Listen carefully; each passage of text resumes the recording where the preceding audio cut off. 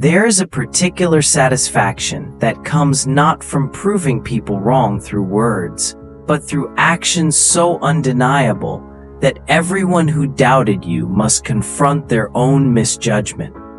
There is a shift that happens when people who dismissed you, underestimated you, or wrote you off suddenly see you do something that forces them to completely reconsider who you are. This is a story about being talked about reputation changing overnight, and about the moment when someone reveals a strength that no one expected them to possess. Priya was 26 years old and had worked as an administrative assistant at a large nonprofit organization for 3 years. She was good at her job, organized, reliable, and efficient.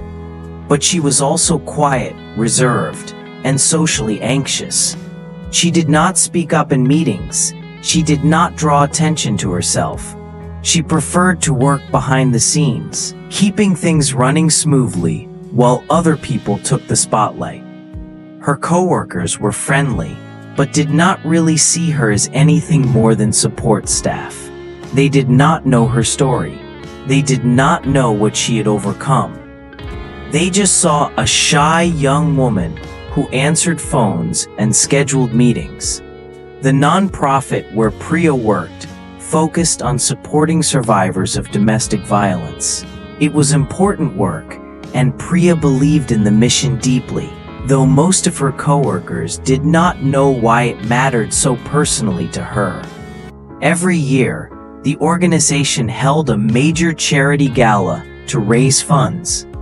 It was always a big production with speeches from the executive director, testimonials from survivors, performances, and appeals to wealthy donors. Priya usually worked these events behind the scenes, managing logistics and making sure everything ran smoothly. This year, the gala was particularly important because the organization was in financial trouble.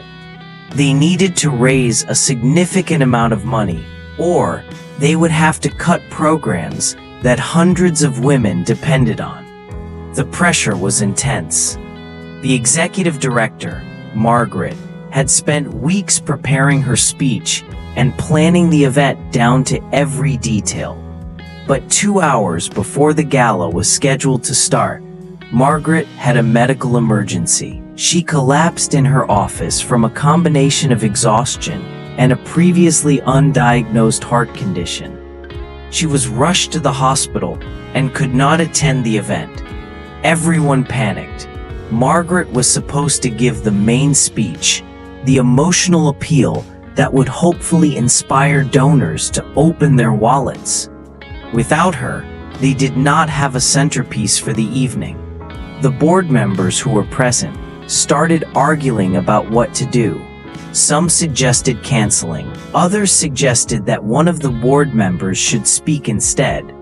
But none of the board members had Margaret's presence or her story. They were wealthy people who cared about the cause, but had never experienced it personally. Their speeches would be hollow.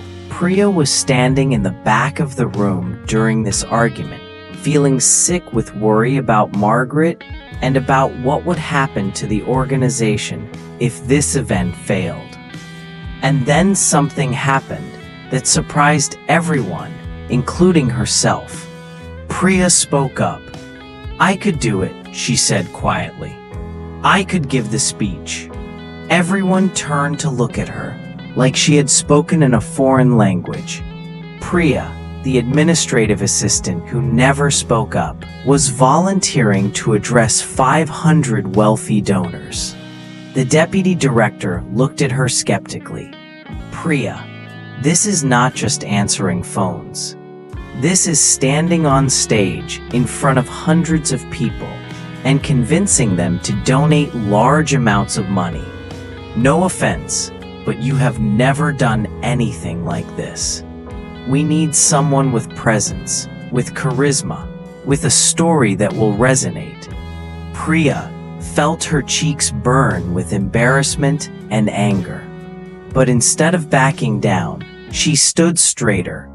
"I have a story," she said, her voice shaking but determined. "I am a survivor. That is why I work here. That is why this organization matters to me. And I think if you give me a chance, I can make people understand why they need to support this work." The room went silent. No one had known that Priya was a survivor. She had never mentioned it. She had kept that part of her life private, separate from her professional identity. The deputy director looked at her with new eyes.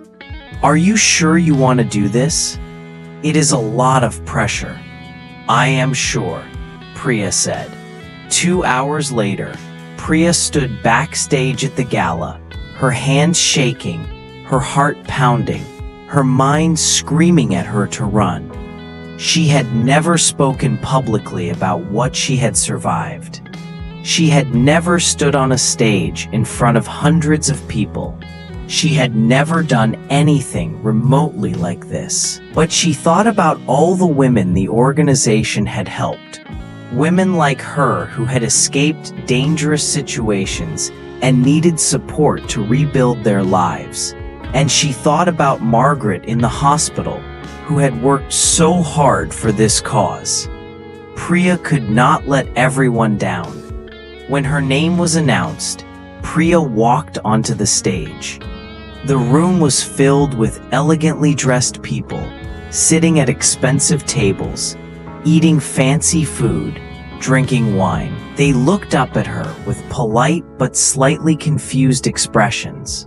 They had been expecting the executive director, and instead, here was this young woman in a simple dress that most of them probably barely noticed when she checked them in at the door. Priya stood at the microphone.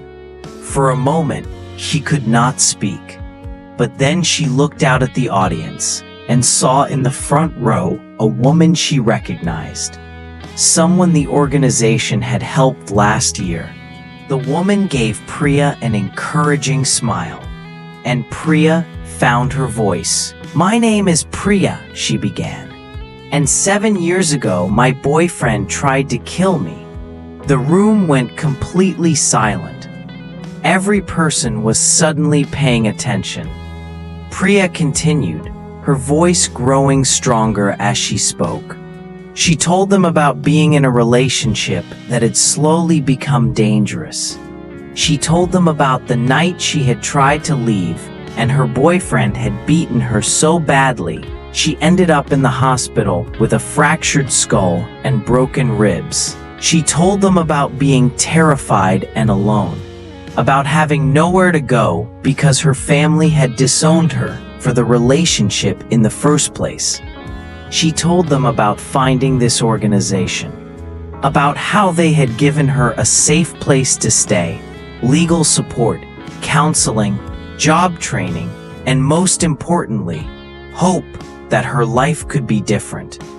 "I am standing here today because someone donated money to this organization 7 years ago," Priya said, her voice thick with emotion. "I am alive because someone like you decided that women like me were worth saving. And now I work here because I want to be part of giving other women the same chance I was given. But we cannot do this work without funding. We cannot keep our shelters open. We cannot provide counseling. We cannot help women escape dangerous situations without resources. So I am asking you, not as an employee, but as someone whose life was saved by this organization, to please help us continue this work. Because there is another woman right now who is where I was 7 years ago, and she needs you to care enough to help her survive." When Priya finished speaking, there was a moment of complete silence, and then the entire room erupted in applause.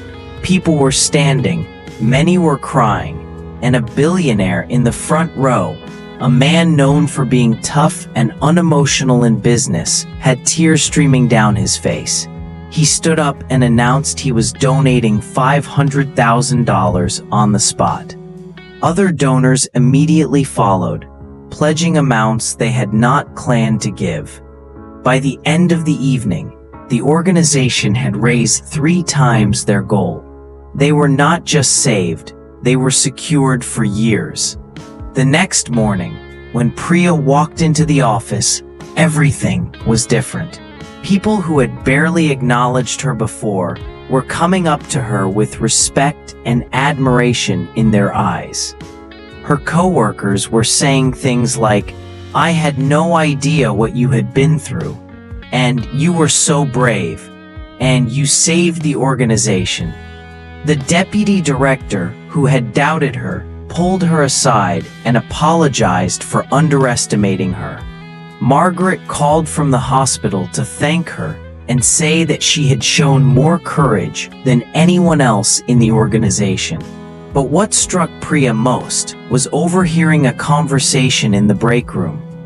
2 co-workers who had always been friendly but had never really seen her as an equal were talking. One said, "I feel terrible. We have worked with Priya for 3 years and we never really noticed her. We just thought she was quiet and kind of meek. But last night, she was powerful. She commanded that entire room.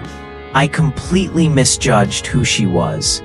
The other responded, "I think a lot of us did. We saw her job title and assumed that was all she was. But people are talking about her today, saying she is nothing like they thought. She is strong, articulate, and brave. I do not think any of us will ever see her the same way again."